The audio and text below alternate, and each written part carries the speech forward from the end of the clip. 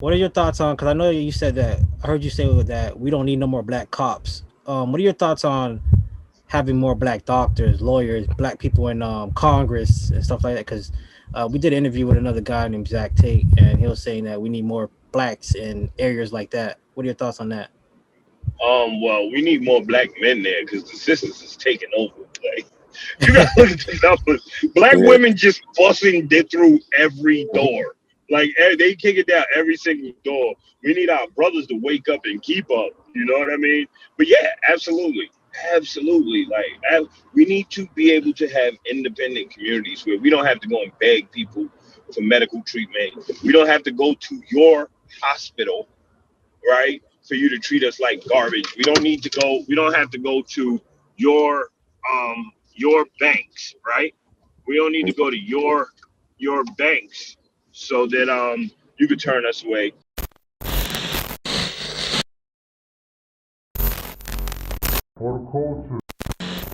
Back at it again. It's a photo culture podcast. I go by the name Exotic Rose. Have my co-hosts Money Mitch and Lisa Marie. And today we have a special guest, Hawk Newsome.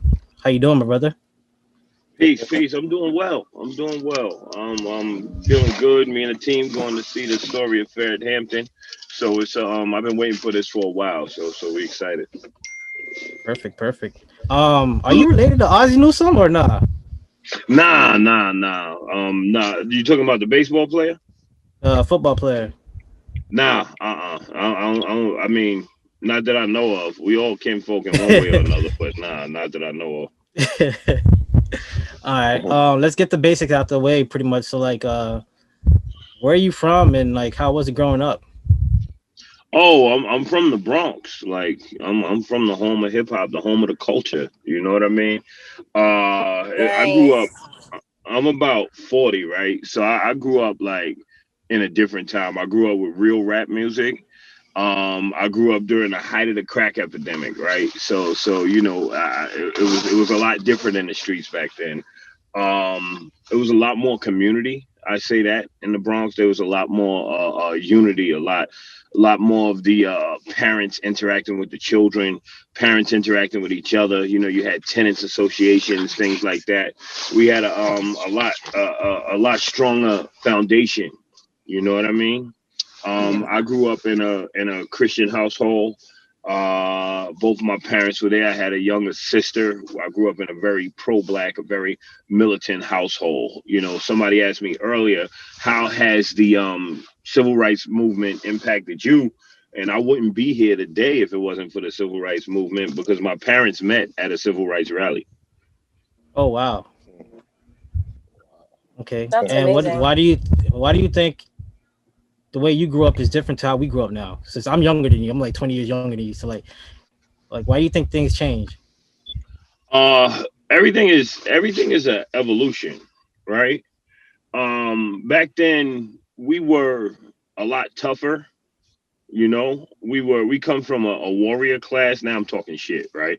We come from a warrior class. You know, we had people like KRS-One and Nas and Boot Camp Click. Now y'all got Drake and he be crying on records and shit. Oh my You know what I god. mean? It's this younger y'all really in touch with y'all emotions, which is a good thing going forward into the future.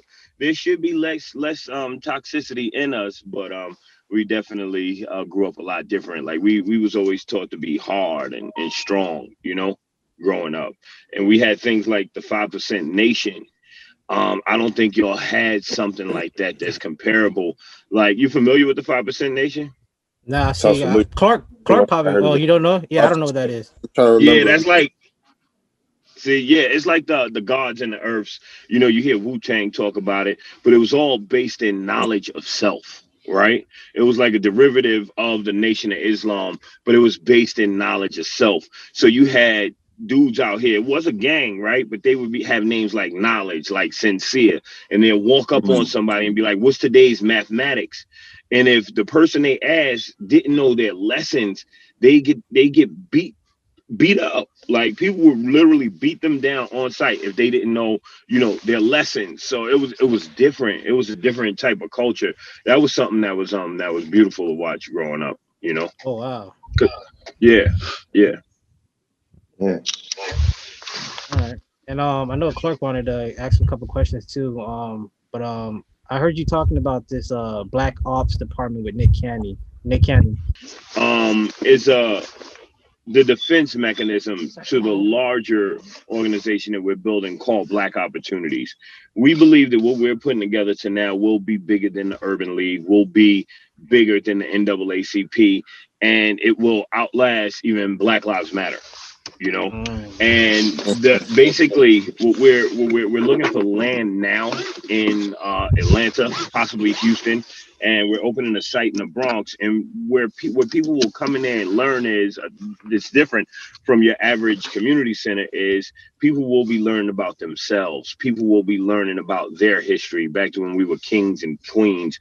People will be learning about food injustice. The number one killer of Black people is the things we ingest in our bodies. We have to learn how to eat properly because the food is even a tool of white supremacy. What else? Job skills, job trainings. We'll have a place where you can go and learn coding, a computer lab. So, the sisters want to come by and learn. Brothers who have children want to come by. We'll have a place where their children could play while they learn job skills to make them employable. We firmly believe that the government isn't going to help us, right? So we have to build up our community ourselves. Now, when you get to the Black Ops Department, then that is the defense mechanism, right? And what that looks like is armed patrols in our community, policing the police in our community, also teaching our people how to police themselves, building a new nation of sorts, right? Or just kind of rejuvenating, like rejuvenation, right? We're breathing life back into Black people. And we understand that when Black people build up something like Tulsa, like Seneca Village, when we build up something, these racist, evil crackers come and destroy it. They come with violence. So we want to be taught how to defend ourselves. We took our second trip down to Houston, where several of our members took their LTC course, license to carry. And once licensed in Houston, they'll be able to carry in 30 other states. So we do target practice, we do situation awareness, which means you just have to always keep your head on a swivel. You have to know what's coming your way, right? You can't really get caught sleeping because that's what they do to Black leaders, right? So you got to see some of the trainings. They are kind of, the name of the training is "Oh shit, motherfucker," Oh wow. right? So you got to do like yeah, it's crazy. And our trainer is a former combat engineer, okay, from Afghanistan. He is like a little Black G.I. Joe cowboy. He is Texas. They come and say stuff like "huck a buck" and you know what I mean. But he's a gun nut. And his wife actually is a beautiful Black wife, with a big afro. And she teaches us, and she's one of the world's greatest Black yogis, right? And we do yoga before we engage, before we do weapons training. But like the "oh shit motherfucker" training, that is, you do calisthenics, then you got to fight two people, then you got to get your rifle and shoot around the car, run, duck, shoot around things, get up, switch from your shotgun, because in class, switch from your shotgun to your sidearm. So we just, really preparing our people. And somewhere along the way, Democrats have convinced Black people that guns are bad just because people are shooting in our right. But it's a tool of white supremacy to tell our people not to arm themselves. Why? Because no other people have been enslaved on this land. No other people has suffered as much as we have suffered on this land. So why in the world would you give back your guns, your ability to protect yourself? And it's just crazy to me that people don't see that. I agree with you. I think everybody should, especially Black people, should get guns. Um, Yeah. at what Yeah. age do you think? What's the youngest age you think we should be teaching our kids how to shoot and target practice and all this? My father had a 22 rifle when he was about 7. right? He had a gun that was suitable for his age and size. But I'd say teach your kids hunting. To flashback into black opportunities, we're also going to grow our own food on these locations. We're looking at about 50, Oh 60 wow, acres. you guys are going Yeah, all so in. all the way in, right? Yeah. Man, bro, I'm a city kid, right? And in the dirt and the mud, it was just always like, ew, I'm trying to stay fresh, right? But now we Mhm. run around diving in the mountains of mud, marching through creeks, falling in cow shit. Like we really on the Ponderosa, bro. Like we really at the OK Corral. Yeah. We in Texas, like really on the ranch. So it's important that we teach our kids survival skills. Like what if one day it all collapses, right? Mhm. White folks who live in the woods know how to live off the land are straight. Their kids know how to hunt. Their kids know how to fish. Their kids ain't a good situation to survive. Like this is something that we need to have for our people. I Hmm. agree. I agree. Go ahead, Clark. I know you wanted a Most couple definitely. questions. Yeah, man. So I know you. I know as far as with like the movement and helping our people. Like the one thing that always concerned me was like us moving forward as as Black people. Do you feel like it's more important to stop the violence against each other before we go into the politics and go into the other things of trying to build each other up? Because I feel like, just me, I feel like the, it's rehabilitation. So the first form of starting rehabilitation is basically Old T-shirt. us admitting that, we need help and we need to help, ourselves first. We got to do it first. So do you feel like that, or do you feel like we just got to go straight ahead See, and what you have to understand is at a very basic level, when we are harming each other in these streets, we are emulating the behaviors of America. When America does need something and they can't afford it, they take it, right? If they want something like your oil, if they want to produce their cotton, they're going to take over your country, or they're going to take your body like they did with us and force us to pick cotton, right? America was founded on violence, right? We they committed a genocide against a whole indigenous population, against the whole indigenous population. This is the reality of this country. This country is based in violence. Everything you look at on TV, everything is violence. It's on the news, it's everywhere. This is the way of America. Violence is the way of America. So it's easy for them to point and say, look, only, the black people are violent, but that's not really the fact. That's not really an accurate depiction. You should dig deeper, brother. And what you'll see there is that the neighborhoods with the highest murder rates have the highest unemployment rates. People commit crimes out of poverty, out of necessity. Our folks are destitute, right? If you want to see the murder rate decrease, give people jobs, give people a universal basic income, and that will go away. So, yeah, I understand what you're saying. We have to clean house, but we can't ignore the greater fight, right? Like the in-house fighting, that's a battle. The fight against white supremacy is a war. That fight against white supremacy, one of the elements of it is the reason why we're killing each other in our neighborhoods. got you.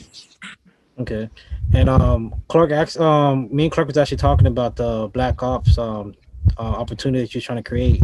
One thing he brought up was that with the Black Panther, they didn't have the CIA and like the like pretty much like.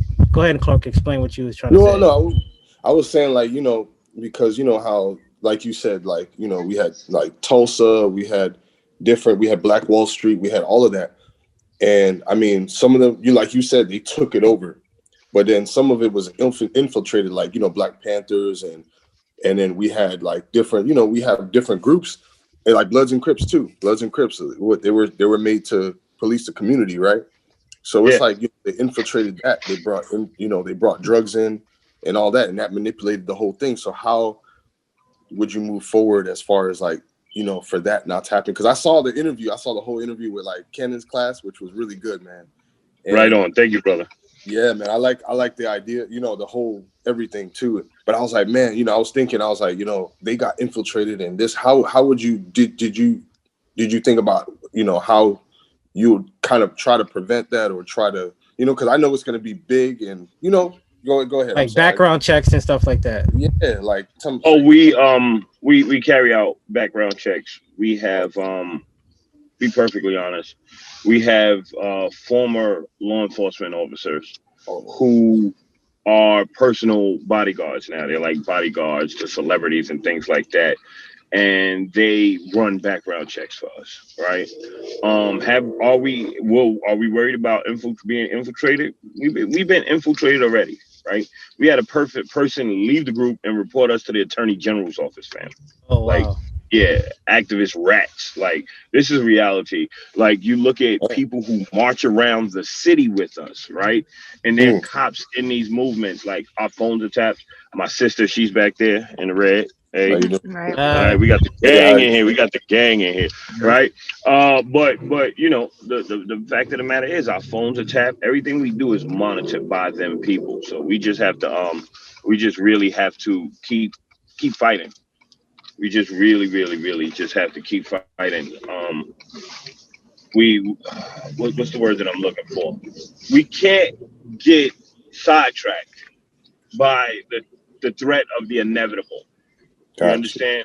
All we can do is build something that's strong at the core.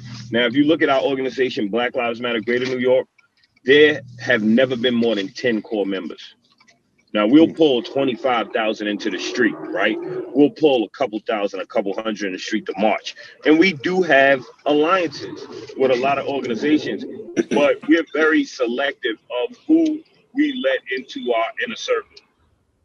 Right, like you just can't, send an email and show up and be privy to everything we're doing. It just don't work like that, man. You will find yourself in trouble real quick. And we're working with against New York's government. We're going against the American government. I mean, Donald Trump called me treasonous, right? He went in my neck directly. Yeah, I seen that. I seen that. Yeah. So we dealing at a very high level, and we just can't let too many outsiders in. You got people before you let them in. And I tell you the truth about everybody in our organization. Everybody's a leader. Like, this isn't like Shavana's the leader, Hawk's the leader. Nah, everybody in our organization has something that they're doing outside the organization, where they're working with other people making impacts in other places, right? So we on some real X-Men shit, but that's just like that's just how it works. Got it. Yeah, man. Wow. It's amazing to see that you guys already thought about that and got everything. That's amazing. That's really cool. That's cool. Right now, it sounds like you guys had everything handled and stuff like that. Yeah. But as you guys grow bigger, it is going to be harder to control all that. Yeah, because I mean, realistically, like, we haven't even really started, right? Our launch date for Black Opportunities, we've had some things, some moves that we've made. We marched people to the ballots in Georgia, right? When the white supremacist was talking about Donald Trump, we're gonna have folks outside on the corners. People were scared to vote. We linked up with brothers down there, and we was marching people to the polls with AR-15s, right? So that our folks could vote in safety. We have folks in Philadelphia during training. So you got Atlanta, you got Philadelphia. We got folks we working with out in Texas and back here in the Bronx. So we talking about 4 cities, and we haven't really put everything in place yet. So what you're saying is real. We understand that it has the potential to spread fast, right? But that's why we're taking our time with this. We're being proactive in this and writing down our own constitution, our own guidelines. We took a trip out to a T-building exercise out to a beach out west, right? And we decided on ways where people, if they wanted to grow in the organization, what they had to achieve, right? This isn't just you come in, you give a good speech, and you don't do no work. Like, it's not really going to work like that. Like, you have to show and prove that you are a leader, that you can build something before you get any kind of rank in this organization. Right. It's crazy, like about what you said with with your own constitution. I want to say crazy. It sounds very similar because down here in South Florida, we the Seminole tribe, they actually have their own laws, with their own land, just like the other tribes. So it's kind of crazy, like when you see their story and how they did it. I wonder, like if you would ever would ever think about like trying to link up with them and see how they, what I'm saying, how they I pursued think that. that no, I think that makes a lot of sense. Yeah. And this is how we work, right, brother? I need you to find those articles and send them to me, right? This is all hands on deck, black people building some shit type of movement, right? And Yeah. and it's a lot of people who are enthusiastic about it. And what it's about is bringing your tools to the table, right? Yeah. Right? Like sitting behind me, I got a brother in his third year law school. Sister next to him is a grad student at here in New York. My sister ran for Congress. She's one of the most well-known black activists in the world, right? Like we monsters with this shit. You know what I mean? Yeah. And I say that humbly, but the thing is, it's about everybody having like knowledge and bringing something to the table.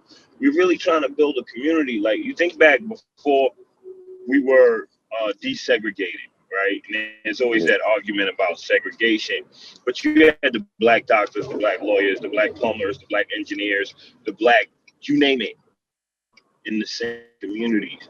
We trying to get back to that. Like, we Yes, trying to get definitely. back there to where want to live amongst other black people. You know, Yeah. I was it about takes to go. 600 acres to have a city. Like, why we can't do that? Like, why we can't Yes. have our own city and be like, fuck y'all. We got our own city. We got our own government. We got our own social services. Ain't no homeless around here. Ain't nobody hungry around here. Everybody Yeah, taken care of around here. We thriving. We can have that. It's definitely. just we just can't be afraid. Like, we just can't be afraid. And it'll come from regular black professionals. I do not trust the celebrities because they tied into this capitalist system, right? Hmm. Once they got that check hanging over your head, it's hard. It's hard for you to go against them. You know what I mean? Some But some endorsements do, too. some do. Yeah, word. They snatch that shit, right? I'm sorry. Can we curse on this? Yeah, you're fine. You're Yeah, fine. yeah, oh yeah. Yeah, fuck the police, black power, fuck these crackers. No, I'm kidding. But but no, but for real, it's hard. But what's really special about black opportunities is the way we laying it out. It's something that we all could be a part of. There's a lot of young black professionals that don't want to be marching up and down the street all day, right? Hmm. Mm. But they want to know how they help. All right, well, you take those skills, you come with me into this neighborhood, and you teaching the people for free. What do they say after that? It's just so much we Mm. can do together, you know. So much Yeah. we. Oh, we've done it. We've done Oh, it. okay. Really good at using our resources to benefit our communities. Like, really, really, really good about that. And that kind of pulls in the white allies. Like, right. We don't Mhm. need you taking up space in our organization, being out at the forefront. We don't need your overbearing opinion, right? We don't need that. But what we do need is your resources and your money. You can help us that way. But outside of that, if you come around here, you need to fall and add where there's an opportunity for your where there's a space that is appropriate for your opinions. Okay.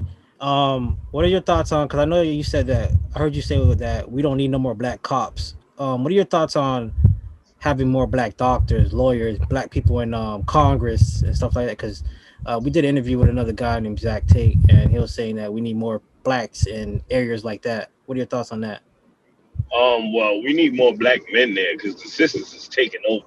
Like, You gotta look at the numbers. Black Yeah. women just busting it through every door. Like they kick it down every single door. We need our brothers to wake up and keep up. You know what I mean? But yeah, absolutely, absolutely. We need to be able to have independent communities where we don't have to go and beg people for medical treatment. We don't have to go to your hospital, right, for you to treat us like garbage. We don't need to go. We don't have to go to your banks, right? We don't need to go to your banks so that you could turn us away. There are people down in Tampa.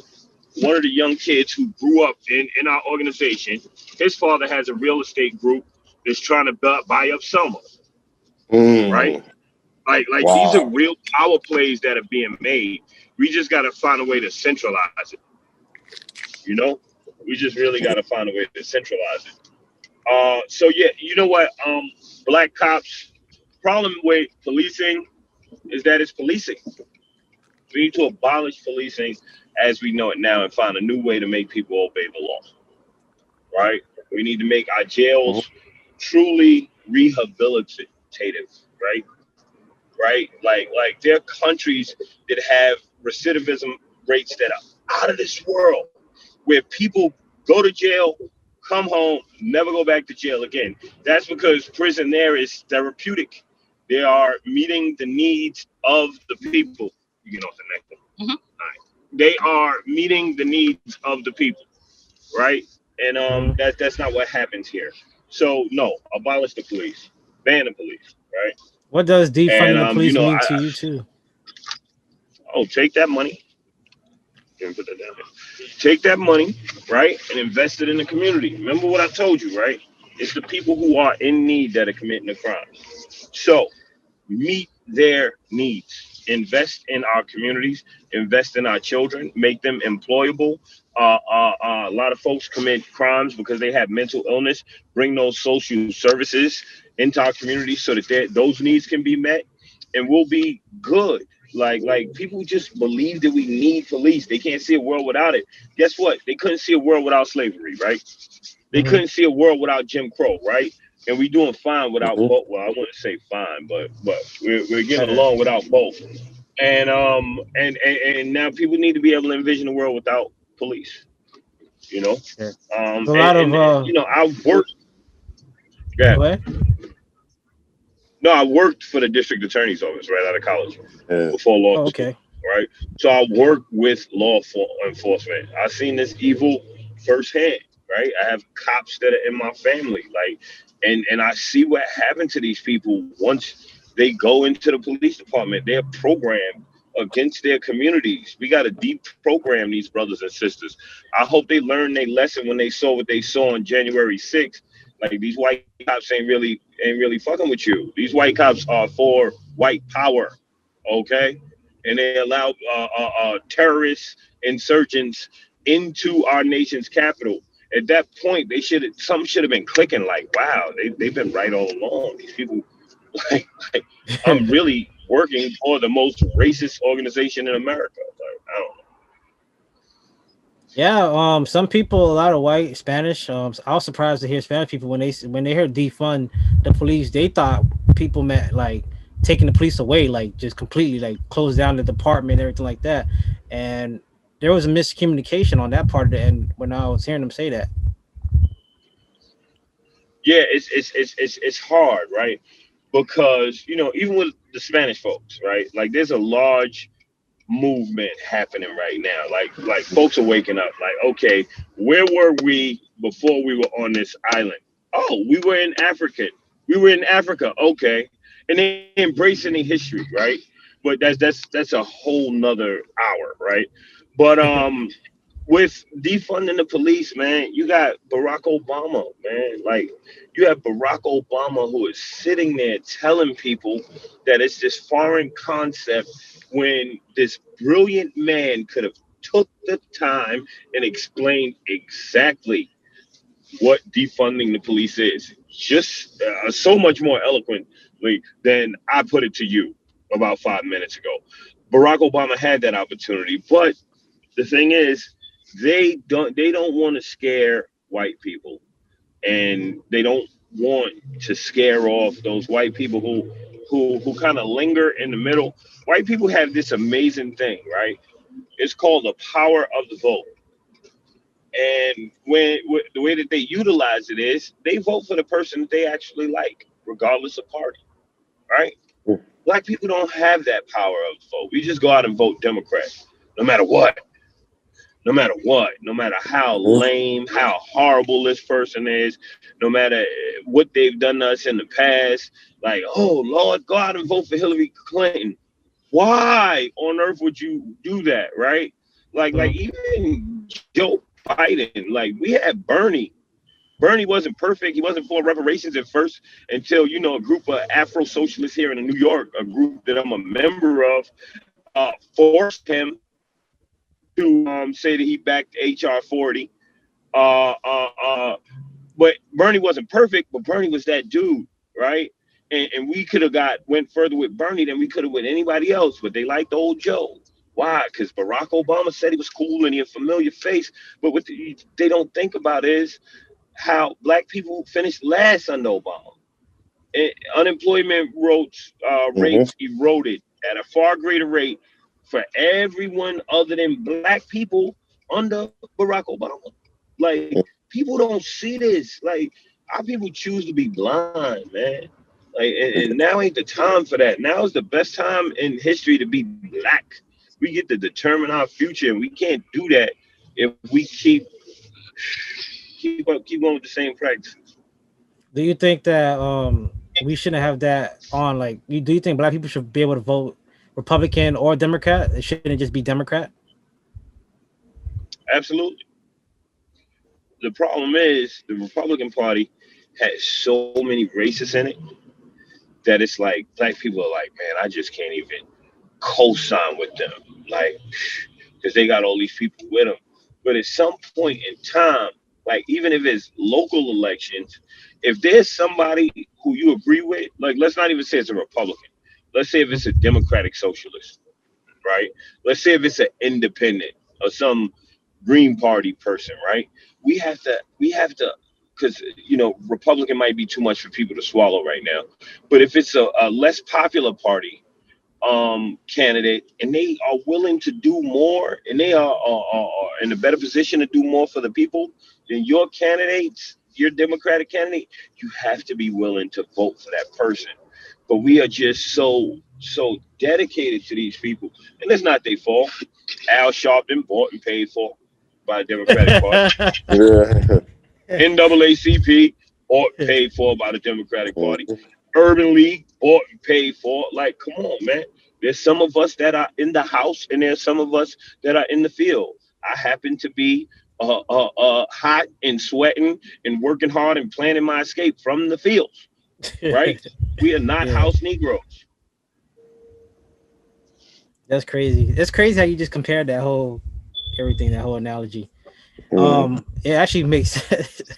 Yeah, right. That's why they hate my black ass. That's why Fox call me more than CNN. They be like, oh, shut that nigga He's up. too much. He's too much. He know what's happening. Like, Are you see, afraid? that's the Because crazy people. thing. My whole team, I could pass the phone to anybody in the car right now, and they'll tell you the same thing, bro. Like it's a whole new wave of activism that's going on out here. You know what I'm saying? It's a whole new wave of just consciousness with black people going on. And it's a beautiful thing. But the saddest part is, you talking about violence in black communities a little while ago.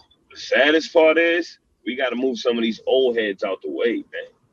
And Why you some of say that? these and some of the young because they taking up space. Like they're legit taking up space. Like nobody listens to the black people that white politicians listen to. Period. Black people do not listen to them.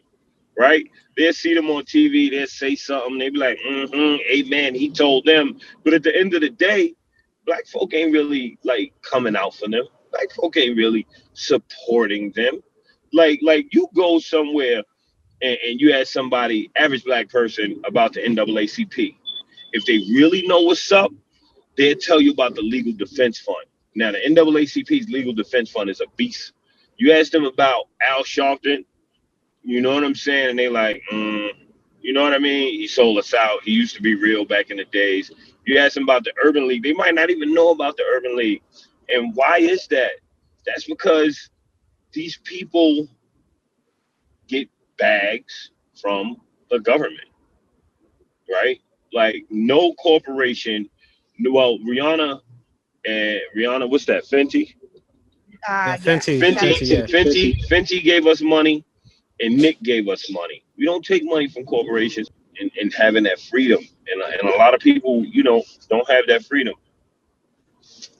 Yeah, that's I good talk that you about the old guys. heads. I talk about the old heads. I ain't gonna talk about the young people because I got love for them. They got time. I think they're just stuck in their own ways. To be honest with you, they're been living their life for so long, thinking like this. So it's like, how can you force them to look outside the box? They're like stuck in this box. Word. Yeah. Absolutely. That's why we got moved their ass over. Yeah. Hello. Yeah. That's why we got to get them out the way. Yeah. Because I blame them, like, to be honest, because I mean, if they're not growing, like, that makes no sense to grow. What are they here for then?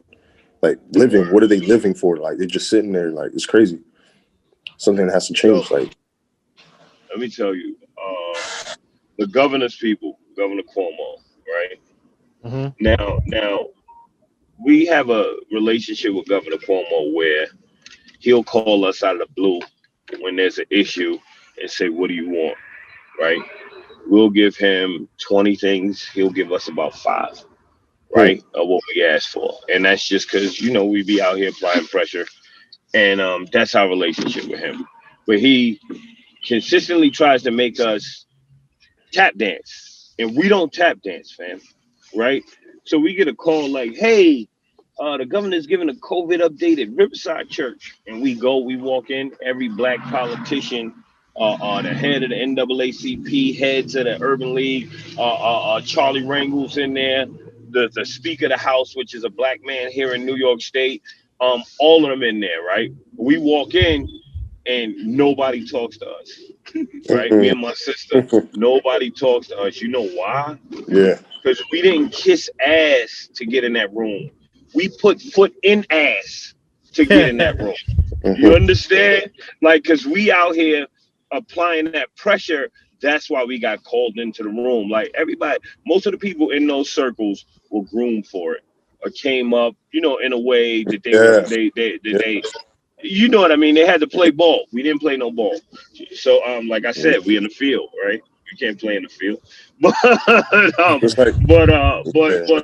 they called us in there, and the governor had the nerve to ask us to endorse COVID vaccines for black people. Fam, you know what we said?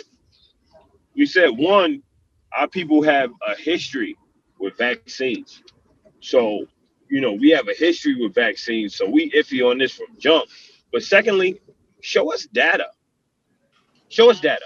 Prove to us that it's safe, right? Prove to us that it's safe. And they couldn't produce no data. That means nobody else in that room who is saying black people go out and get these shots received data before they told black people it was safe. But they did it because the governor called and leaned on them. We can't move like that. Yeah, you can't move like that. That's crazy. How people move like that? But that's how they do it, to sell themselves. You know how it goes though. It's like the lawyer and the judge. It's like, hey, do me this one favor and I got you next time. But if I say something like that, they always call me conspiracy theorist. That's funny. But anyway, because I know what's going on. Let me tell you. But yeah. I had conversations with people in that office. The governor is on the phone with the Jewish community once a week, once every other week, once every other week, consistently giving them updates, letting them know what's going on. I said, how consistently does he talk to black people? And the dude just looked at me and shrugged, like. I was just about to ask you that. That's crazy. How you see how the power the Jewish people got, the community? They're on a whole different. They're on a different level right now with that. They figured out community is the key. Yep. And the one thing I notice about Jewish people, and even like especially down here, it's a huge community of Jewish people. You work with them, like especially when they. Oh, y'all got me on here like Nick Cannon. No, no, I'm just yeah. Shut up! No, Be careful. Well, nah. you know, Listen, man. I say what I feel. one thing about them that I noticed, and I think that even the Black community we can see something with that, because okay, so when I used to work with them in the car industry, right? Like I would take care of them. You know, they bring their cars. Yeah. I used to work at Mercedes as a service advisor, so I would see them. But what I noticed that they do is that they don't just bend over either, but they'll barter with you. They'll be like, okay, if we do this, we do this, but we're not going to do that, but we can do this. They're so good at talking and getting their way and try to, maneuver around stuff. That's what I noticed about them. And it's like they learned that when they're a kid, they're groomed that way, because they don't just be like, oh yeah, or they'll make it seem, it's just like the Chinese, like, they'll be like, yeah, we'll do that. Okay. Yeah. But there's something that they're doing that they're going to make you do without even realizing it. So it's just, what I'm saying? It's like, we got to, that's how the Jewish community is. That's how I noticed, you know what I'm saying? With us as Black people, we're like, nah, we ain't doing that. You know what I'm saying? But they use their brain. They're like, okay, like, we're going to barter with you. We're going to, you know what I'm saying? Yeah, like honestly, when you go into a deal, I learned this when I was studying business. I learned this when I studied the law. Get the most out of the deal possible, right? Like, bottom line, I have argued. It was this old Jewish man, God rest his soul, and it's the place where we do our apparel, right? I have argued with this man for 5 minutes, screaming, yelling, top of our lungs, for a quarter off an item, right? And to me, the quarter wasn't that big of a deal, but because it meant that much to him, I knew that it should mean that much to me, right? Because he's been that successful at business. You know what I'm saying? Because that's what it is. And in addition to that, like I always say this, Black people, when we got beef, it's to the death. When we argue with somebody at our job, it's war. It's on. It's social media. It's everything, right? I used to work at a law firm. I used to manage 26 offices, right? I used to manage their caseloads, make sure that they was closing cases at a place where we maximize profits, right? And I'd be in these rooms in these negotiations, right? And these dudes would be destroying each other all morning, like almost at blows, like war. And once it was time for lunch, it was like, hey, Jim, how the kids? How's Karen? You know what? Oh my God, that's Right? that's how Clark describes the Democrats and Republicans. That's what I keep saying. Man, you better know that. He said they'd be having dinner right after everybody's done. He was like, yeah, but remember, Go ahead, Clark. remember the politician that you interviewed, right? When I asked you to ask him what do you guys do? Do you guys party out after? Republican. He couldn't. What did he say? He couldn't say nothing. Yeah, he couldn't answer it. Okay. Yeah. See, I know what I'm talking about, but people call me a conspiracy theorist. I'm like, bruh, you guys behind the scenes, you guys party and go to each other's houses and stuff like that, and they act like they're not. No, that's just the way it works. Hey, listen, we about to go underground, and I'm about to lose y'all. Y'all want to pick this up later, or y'all want to wrap it up here? We'll wrap it up. I had one more topic that I wanted to bring up. All right.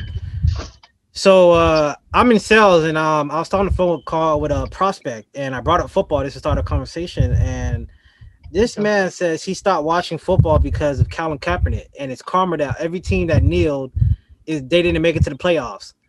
And the fact that he was so passionate about this, like, and I was like, he's still stuck on the he still thinks that kneeling is to disrespect the flag, and I'm like, that's not why he did it. Let me tell you something. You're a young man, right? You're a young man. How old are you? 26. 26. Let me give you a nugget, right? I'm not that much older than you. Brother, stop arguing with people who don't want to hear what you have to say. It's like arguing with a brick wall. You're going to drive yourself crazy trying to convince somebody with a closed mind or something. You don't have time for that. Our Black people are dying out here. We are destitute. We are hungry. We are lost, right? We got too many Black souls to win than to be trying to convince some white person who know who knows exactly what's happening or what's going on, bro. Let that shit go. Let that shit go. I did that for like a whole year. I was like, oh, if I just talk to him and find common, man, fuck common ground. I find common ground with, for real. I find common ground with open-minded people. People, you could be a Republican, right? Mhm. But and I can have a conversation with you. We can talk politics. But if you're going to look me in my eye and tell me systemic racism doesn't exist with all the information at your fingertips that's on Google, then we don't have anything to talk about, bro. Like, there's nothing for us to talk about, you know? So just save yourself some heartache. We know why Colin Kaepernick knelt. Everybody in the whole world know why he kneeled. And to all y'all who stopped watching football, God bless you. I haven't watched football since. This Super Bowl had the lowest ratings in like forever in decades. So they still feeling us. Yeah. All right. I have one more question for wrap it up too. Yeah, so I asked everybody, I said, so in today's day and age, what path do you think is better, Malcolm X or Martin Luther King? And one guy said that to me it's the same message, the same path. It's just one guy was saying it more like articulate, and then the other guy was more aggressive with it. What are your thoughts on that? I think people miss the true beauty of Malcolm X. Malcolm X grew the Nation of Islam by 100,000 members. He did this by something they call fishing. Malcolm X converted junkies, heroin addicts, alcoholics, people who were living a completely different lifestyle, and convinced them to stop doing drugs, to clean up their lives, to clean up themselves, right? And believe in something higher than them. Like, that's power. That's power to me. That's power to me. I just think that, to me, I think that's amazing. Yes, indeed. But listen, I got to go, y'all. I appreciate you. No All problem, man. right. Have a good one.